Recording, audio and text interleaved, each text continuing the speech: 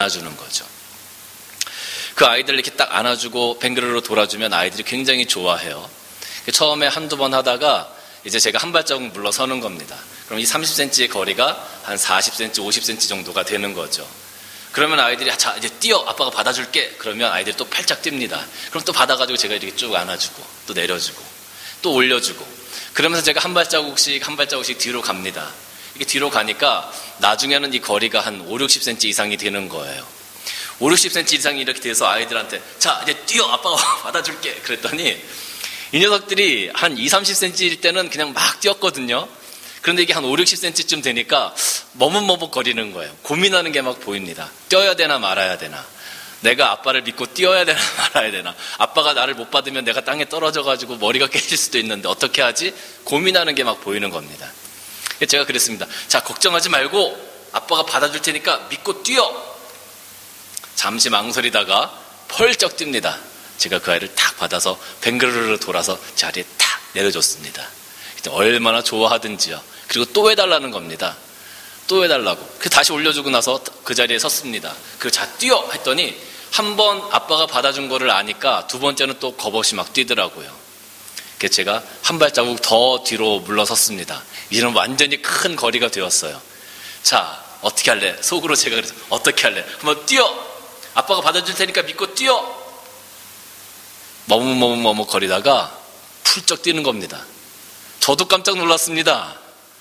이거 못 받으면 어떻게 하지? 제가 앞으로 가서 그 아이를 안아서 땅에 내려놓았습니다. 그렇게 아이들과 놀았던 기억이 납니다.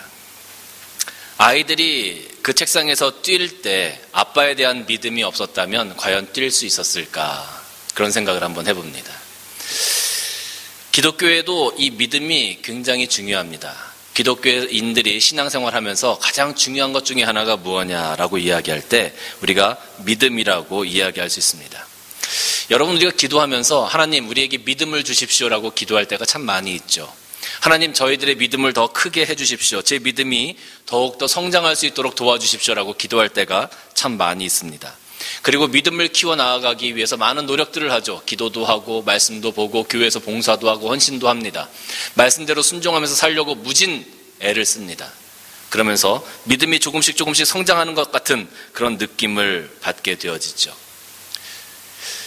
많은 그리스도인들이 기도해서 믿음으로 기도해서 기도의 응답을 받으면 그 믿음이 참 크다라고 이야기합니다. 믿음이 좋다라고 이야기합니다. 근데 열심히 기도했는데 기도의 응답을 받지 못했어요. 그러면 대부분의 사람들이 믿음이 약해서 그래, 믿음이 적어서 그래, 더 큰 믿음을 가질 수 있도록 노력해야지라고 이야기를 하지요. 제가 여러분들에게 이렇게 묻고 싶습니다. 그렇다면 과연 그 믿음이 무엇을 위한 믿음입니까?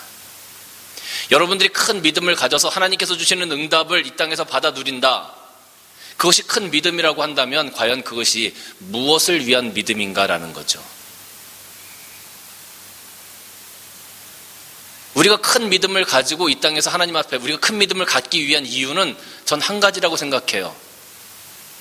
만약에 이런 식으로 우리가 믿음을 생각한다면 내가 큰 믿음을 가지면 하나님께서 내가 기도하는 대로 나에게 응답해 주실 것이고 내가 이 땅에서 더 많은 것들을 받아 누릴 수가 있을 것이고 내가 원하는 것을 이 땅에서 이루어 갈 수 있을 것이고, 내가 큰 믿음을 가지고 있으면 하나님께서 내 기도에 응답해 주실 것이니까 하나님 나에게 더 큰 선물을 주세요. 하나님 나에게 더 누릴 수 있는 기회를 주세요. 하나님 내가 더 많은 것들을 소유할 수 있게 해주세요. 그런 것들과 맥락이 같지 않느냐라는 거죠.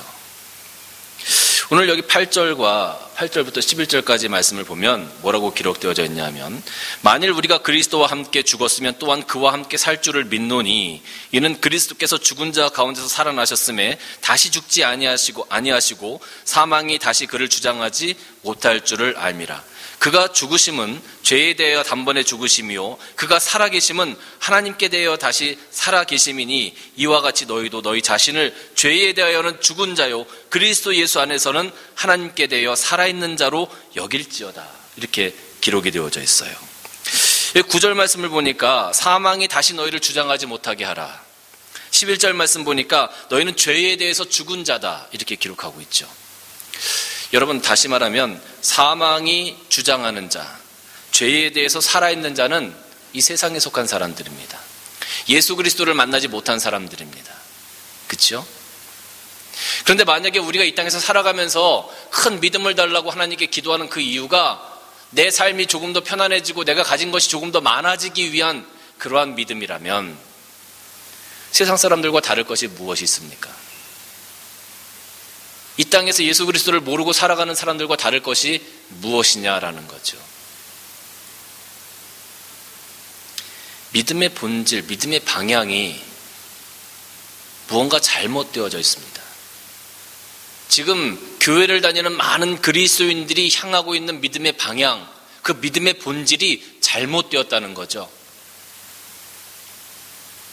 기도해서 무언가 받으면 믿음이 큰 것처럼, 그래서 큰 믿음을 가지면 내가 이 땅에서 더욱더 잘 살아갈 수 있을 것처럼, 많은 것들을 소유하고 많은 것들을 누리고 살아갈 수 있는 것처럼 사람들이 생각한다는 거예요. 그게 정말 하나님께서 기뻐하시는 믿음일까요?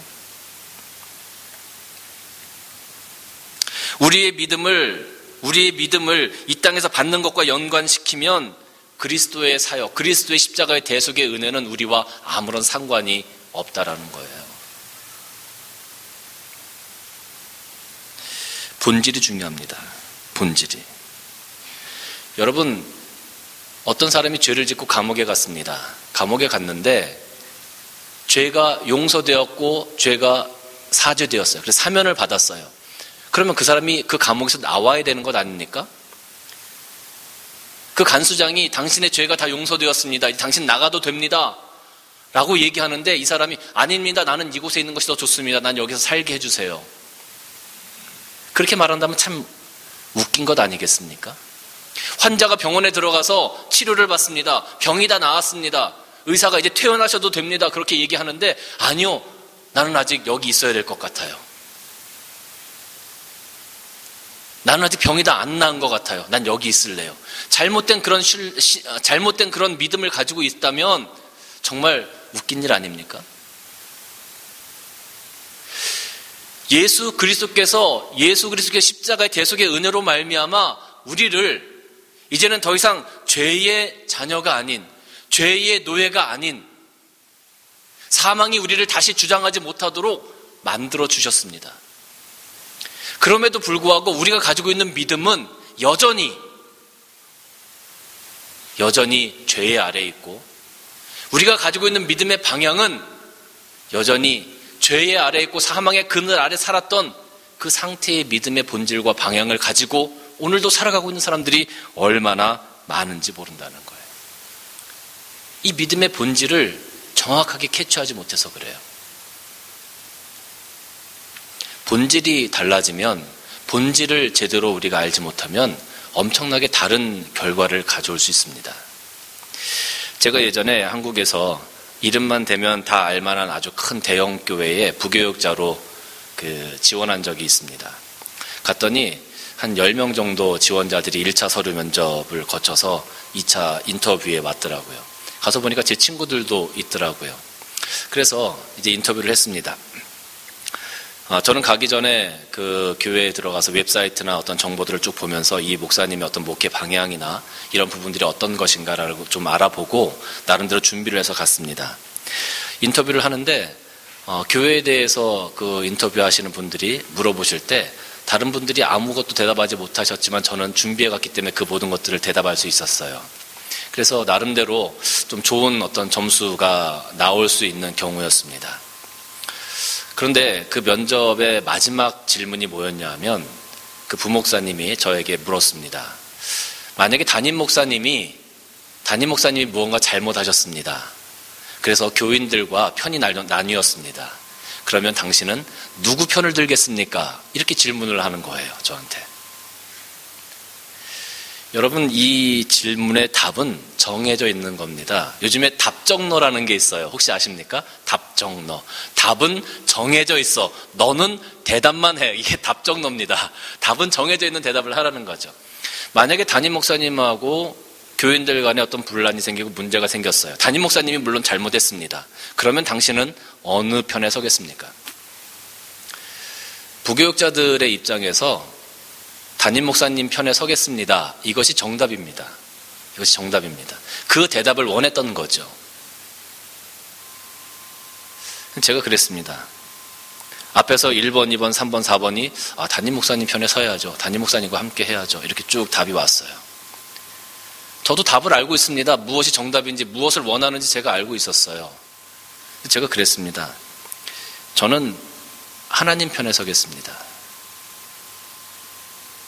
그랬더니 저에게 질문했던 그 부교육자 부목사님이 얼굴이 불그락불그락 막 그렇게 되는 거예요. 그러면서 제게 하는 말이, 아니, 부교육자가 당연히 담임 목사님 편에 서야지 지금 무슨 말을 하냐고 그러는 거예요. 제가 그랬습니다. 아니, 담임 목사님이 하나님 편에서 일하시면서 성도들과 어떤 교회와 분란이 생긴다면 당연히 저도 담임 목사님 편에 설 거라고. 그런데 담임 목사님이 하나님 편에 서서 일하지 않고 잘못된 것을 하다가 분란이 생긴다면 나는 그 담임 목사님을 위해서 많이 기도할 거라고. 그 담임 목사님이 하나님 편에 돌아올 수 있도록 제가 많이 기도할 거라고. 제가 그렇게 대답을 했어요. 그랬더니 이 부목사님이 얼굴이 더 불그락불그락 되면서 막 뭐라고 그러는 거예요. 나이도 저하고 비슷한 친구였어요. 저하고 설전이 붙었습니다. 그 자리에서.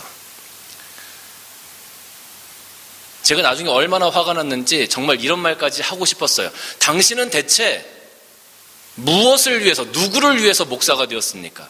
하나님을 위해서 목사가 된 겁니까? 아니면 담임 목사를 위해서 목사가 된 겁니까?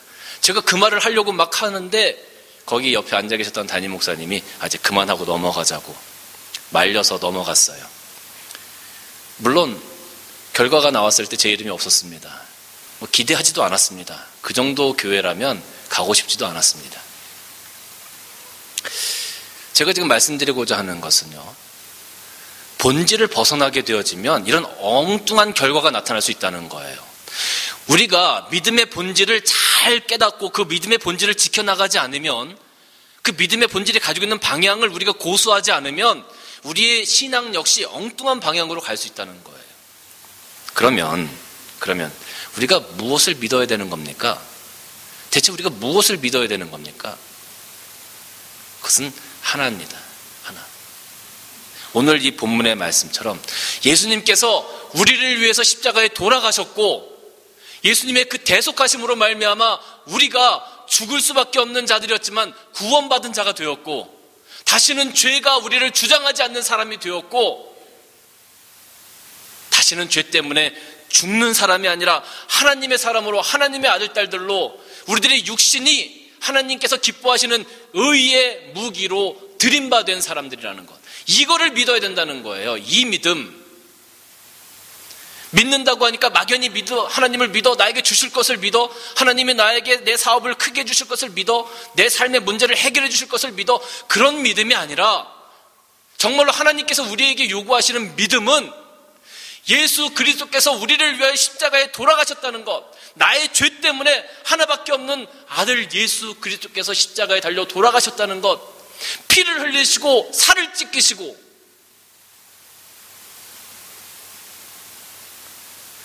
그래서 우리를 구원하셔서 다시는 죄 아래 거하지 않고 사망이 우리를 주관하지 못하게 하셨다는 것, 그거를 믿는 것이 믿음의 본질입니다. 우리 그리스도인들이 가져야 되는 믿음의 본질이라는 거예요. 그거를 믿고 하나님 앞에 세워져 나아가고, 오늘 여기 12절입니까? 13절 말씀을 보면 뭐라고 되어져 있냐면, 그러므로 너희는 죄가 너희의 죽을 몸을 지배하지 못하게 하여 몸의 사욕에 순종하지 말고 그랬어요.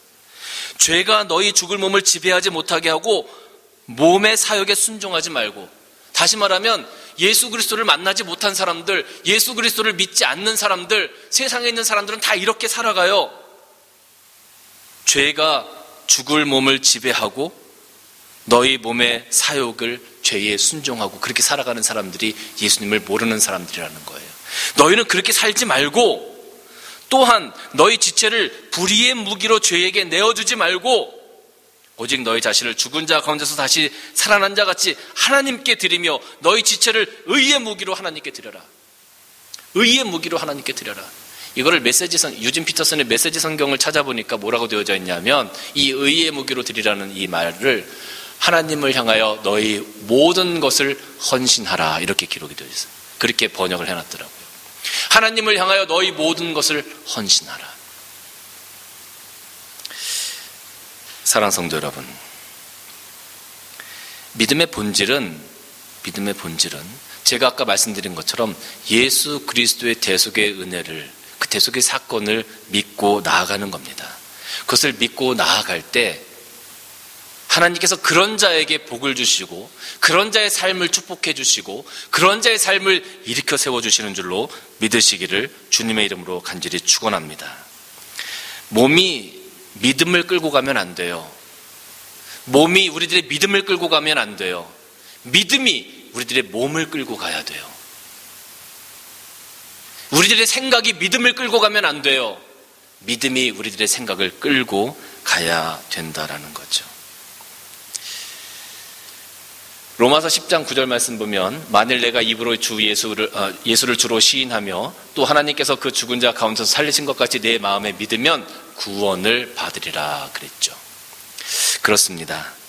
우리에게 이러한 믿음이 필요합니다. 이러한 믿음이 있는 자만이 하나님께 구원받을 수 있는 자입니다. 말씀 한 구절만 같이 보고 오늘 말씀을 마치려고 합니다. 우리 갈라디아서 2장 20절 말씀인데요. 같이 한 번만 읽도록 하겠습니다. 시작. 내가 그리스도와 함께 십자가에 못 박혔나니 그런즉 이제는 내가 사는 것이 아니요 오직 내 안에 그리스도께서 사시는 것이라. 이제 내가 육체 가운데 사는 것은 나를 사랑하사 나를 위하여 자기 자신을 버리신 하나님의 아들을 믿는 믿음 안에서 사는 것이라. 그렇습니다. 사랑하는 성도 여러분, 믿음의 본질에 충실하시고 그 믿음을 지켜나가기 위해서 애쓰시기를 바랍니다. 그 믿음이 바로 무엇입니까? 저는 오늘 결론의 말씀 갈라디아서 2장 20절 말씀이라고 생각합니다. 주님께서 우리를 위하여 고난당하신 그 고난을 생각하면서 주님의 그 믿음을 지켜나가면서 나도 그리스도의 십자가와 함께 나의 모든 것을 그리스도의 십자가에 못 박을 수 있는 그런 용기 있는 믿음, 그 믿음을 가지고 살아갈 때 하나님께서 비로소 우리를 복 주시는 거예요. 우리가 무언가 더 받기 위해서 믿음을 크게 만드는 것이 아니라 하나님을 향한 이 믿음의 본질을 지켜나갈 때 하나님께서 우리에게 덤으로 복을 주시는 줄로 믿으시기를 바랍니다. 오늘 고난주일을 맞이하여 예수 그리스도의 고난을 잠시 생각해 보았습니다. 이 고난에 대한 믿음, 예수 그리스도의 십자가에 대한 믿음을 통하여 여러분의 삶이 날마다 승리하시는 삶이 되시기를 주님의 이름으로 간절히 축원합니다.